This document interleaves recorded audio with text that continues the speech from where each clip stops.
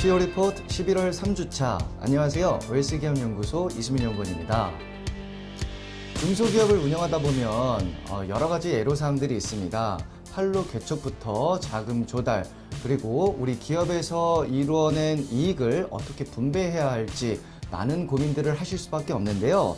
이런 고민에 대해서 솔직하게 터놓고 이야기할 수 있는 사람도 마땅히 없습니다. 이런 중소기업 대표님들을 위해서 준비한 오늘의 CEO 리포트, 소상공인을 위한 판로 지원부터 알아보도록 하겠습니다. 중소기업 유통지원 포털 사이트인 아임스타즈에서는 소상공인을 위한 라이브 커머스 제작 및 운영을 지원하고 있습니다. 일단 위메프 11번가 티몬 등의 민간 플랫폼사와 정기 라이브 혹은 특별 라이브를 통한 방송 송출 및 판매를 지원합니다. 라이브 커머스 제작이 어려운 중소기업을 위해 민간 플랫폼사 그립과 협업하여 MD, 쇼호스트, 프로모션을 지원합니다. 제작 지원의 경우 전부 무료는 아니고 전체 금액의 10% 정도만 부담을 합니다. 신청은 아임스타즈 홈페이지에서 가능한데요. PC 버전에서만 신청이 가능하니까 꼭 체크하시길 바라겠습니다.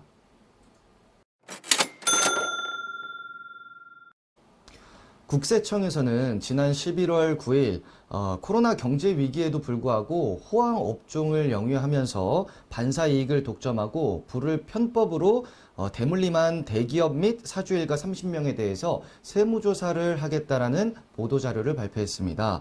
총 3가지 유형에 걸쳐서 대상자를 선정하였는데요. 첫 번째는 코로나 반사이익 가로채기 유형입니다. IT, 부동산, 건설, 사치품 등 코로나 호황 업종을 영위하면서 코로나로 인한 반사이익을 법인 명의의 슈퍼카, 호화 리조트, 고가 미술품 등을 구입하는 데 사용하고 이를 사주 일가가 사적으로 사용하거나 고액 급여, 상여, 배당 등을 통해서 기업의 이익을 가로채는 등 사익을 편취하는 유형입니다. 두 번째 유형은 자녀에게 재산 증식 기회 몰아주기로 비정상 증여로 자녀의 기업을 설립하고 일감을 몰아주는 방법 등으로 자녀 기업의 기업 가치를 상승시키는 유형입니다. 이를 통해 편법으로 비정상 자본 거래를 통하여 자녀에게 부를 이전시키는 유형입니다. 세 번째 유형은 중견기업의 콜 옵션부 전환 사채 등을 이용한 불공정 자본 거래 등으로 사익을 편취하거나 해외 부의 자금을 여객 펀드로 유출시켜서 위장하는 등의 부당거래에 관한 내용 등입니다. 국세청의 조사 방법이 고도화되면서 이건 괜찮겠지, 이건 모를 거야 라고 생각했던 것들이 이제는 수면 위로 떠오르고 있습니다. 자녀에게 부를 이전시켜야 하거나 가업 승계가 필요한 우리 대표님들께서는 대기업 혹은 중견기업의 불법 탈루에 대해서 반면교사로 참고하셔야 할 것 같습니다. 안녕하세요. 웰스기업연구소 정일 소장입니다. 대표님, 이제 대표님의 주식을 자녀에게 증여해야겠다고 생각을 하실 때가 오신 분들이 계실 겁니다. 그러면 막상 증여하려고 생각을 했는데 생각보다 주식 가격이 너무 비싸네 라는 말로 사실 못하실 수도 있죠. 그런데 이 비상장법인의 주식 가격은 사실은 관리가 가능합니다. 어떻게 관리가 가능하냐고요? 네, 비상장법인 주식 가격은 사실은 거래소가 없기 때문에 보충적 평가 방법에 의존할 수밖에 없습니다. 이런 보충적 평가 방법은 재무제표 손익계산서를 기본으로 해서 이 손익가치와 손자산가치를 이제 산정을 하게 되는데요. 이 손익가치나 자산가치 같은 경우는 대표님께서 관리를 잘 하시게 된다면, 그러니까 뭐 평상시에 뭐 부실 자산을 안 만들어 놓거나 아니면 그 인건비 처리할 것들을 제대로 하거나 뭐 이런 등등의 관리를 하신다면 충분히 조절이 가능하십니다. 그렇기 때문에 매년 정기적으로 비상장법인, 우리 법인의 주식 가격에 좀 관심을 가지시고, 특히 올해 이제 결산을 앞두고 계실 텐데 이제 올해 마감을 할 때 마감 자료를 보면서 이렇게 좀 회계 처리를 하게 되면, 이런 계정 광고를 쓰게 되면 조금 더 주식 가격에 다운될 수 있겠구나. 올해는 이익이 많이 났으니까 올해는 좀 그러네. 뭐 이런 판단을 좀 내리셔야 될 필요가 있고요. 그다음에 두 번째는 이 손익가치라고 하는 건 상당히 좀 재미가 있습니다. 왜냐하면 12월 31일자로 증여를 하신다고 하면 솔직히 말씀드리죠. 12월 31일자는 이 회계연도가 마지막 날이지 끝난 게 아닙니다. 그래서 12월 31일자로 증여를 하시게 되면 2021년 손익은 반영되지 않고 20년, 19년, 18년 이 3개년치만 반영이 됩니다. 그러면 2022년 1월 달에 증여를 한다. 그럼 21년 올해 이제 그 손익은 반영이 되죠. 그러면 이 손익이 올해 손익이 반영되는 게 유리할까 유리하지 않을까 이것만 해도 주식 가격을 상당하게 조정할 수가 있습니다. 이것도 전략적으로 선택을 하셔야 되기 때문에 올해 결산을 좀 가급적 그 비상장 범위의 주식 가격을 확인할 수 있는 그런 결산들과 함께 진행하시면 아무래도 의사결정에 좀 빠른 도움을 받으실 수가 있습니다. 자, 마지막으로 구체적인 이제 전략인데요. 자, 일단 그 손익 가치를 낮추기 위해서는 기업 회계 기준대로 회계 처리를 하시는 게 좋습니다.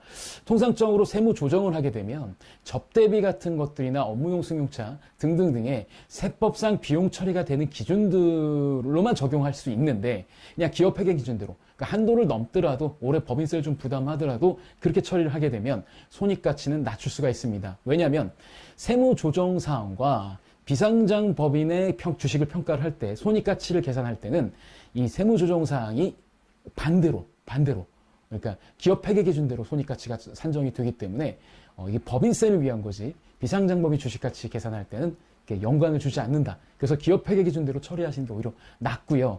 그 다음에 가지급금이 있다면 과감하게 처리하시는 것도 좋습니다. 가지급금을 처리하시게 되면 가지급금으로 인한 인정이자 같은 것들이 손익에 반영되지 않게 되죠. 그럼 당연히 손익 가치는 줄어들게 됩니다. 그리고 마지막으로 대표자라든가 우리 가족들이 만약에 임원으로 되어 있다면 가족들의 인건비를 올리는 것도 한번 생각해 볼 만한 여지가 있습니다. 물론 업종별로 좀 어느 정도 가이드라인 선에서 올리셔야 됩니다. 너무 과도하게 올리시게 되면 그 앞선 내용과 비슷하게 이익과 상관없이 과도하게 그런 문제가 생겨서 문제가 될 수 있으니 업종별 평균 영업이익 대비 인건 비율을 좀 참고를 하셔서 사용하시면 좋을 것 같습니다. 그리고 이 부실 자산을 처분하게 되면 순자산 가치를 줄이실 수가 있습니다. 대표적으로 가지급금 같은 대여금이죠. 자, 가지급금 같은 경우는 사실은 얘는 사회 유출, 그러니까 뭐 특허권이라든가 대표님의 다른 재산을 법인에 상계 처리하는 방법보다는 대표님이 소득세를 어느 정도 부담을 하더라도 처리하시는 게 맞습니다. 그렇게 처리가 되면 당연히 주식 가격이 다운되면서 자녀에게 주식을 이전하는 비용을 줄일 수가 있죠. 자, 그 다음에 악성 매출 채권 같은 경우 이젠 좀 정리를 좀 하셔야 됩니다. 자, 그러니까 세법상 법인세법상 그 비용을 대거나 아니면 그러니까 송금 처리가 되거나 아니면 부가가치세법상 환급을 받을 수 없는 조건이라고 하더라도 다소 세금을 부담하더라도 이런 악성 채권들을 대손 처리를 하게 된다면 아무래도 또 역시 순자산을 줄일 수 있기 때문에 당연히 주식 가격을 줄일 수가 있죠. 그다음에 마지막으로 이 상증법상 부채 인정하는 범위를 좀 정확하게 하셨으면 좋겠습니다. 예를 들어서 대표자 분께서만 대표이사만 퇴직금 제도가 없다. 그래서 퇴직급여 충당 부채를 산정할 게 없다. 라고 한다면 보통 우리가 순자산 가치에서 부채로 계산하는 게 그 퇴직금 관련한 것들을 부채로 봅니다. 그러면 대표자가 만약에 그런 게 준비가 안 돼 있다고 한다면 정관 변경을 통해서 이 퇴직금 제도를 만들어 놓고 이에 적법한 그 퇴직금을 부채로 만드셔서 순자산 가치를 감소시키는 이런 것들도 한번 생각해 볼 만한 일이죠.